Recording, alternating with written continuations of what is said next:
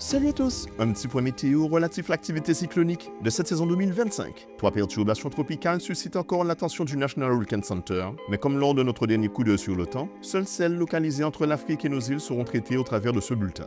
Nous commencerons par prendre des nouvelles de l'onde tropicale active se rapprochant de l'arc antillais. Ce système météorologique tente comme il peut d'améliorer l'organisation de son activité pluvieux orageuse tout en luttant contre l'air sec sur son flanc nord. Les eaux très chaudes bordant nos îles pourraient lui être d'une aide non négligeable pour affronter ce paramètre atmosphérique défavorable à son développement.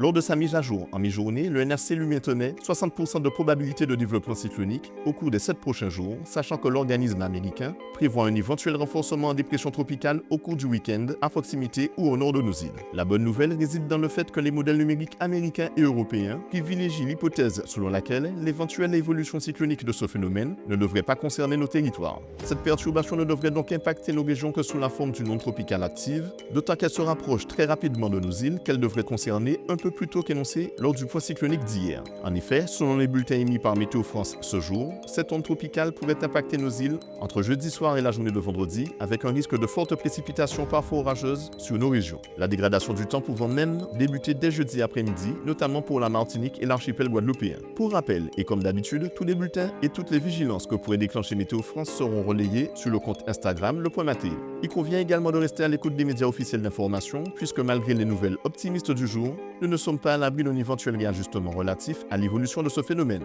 Le deuxième centre d'intérêt évoluant entre l'Afrique et nos îles n'est autre que l'Invest 99L. Cette perturbation a poursuivi son organisation et a vu ses chances de développement cyclonique rehaussées à 40% ce jour. Ce phénomène est muni de centres de basse pression, mais ses vents en basse et moyenne altitude n'effectuant pas encore de tour complet autour de ce dernier, cet Invest ne peut être classé en phénomène cyclonique pour le moment selon le National Hurricane Center. Bien heureusement, selon les prévisions actuelles, l'éventuel classement cyclonique de ce système ne devrait être que de courte durée, mais par principe de précaution, nous garderons de temps à autre un coup d'œil sur son évolution. En attendant, c'est tout pour aujourd'hui. Excellente soirée à vous et à bientôt.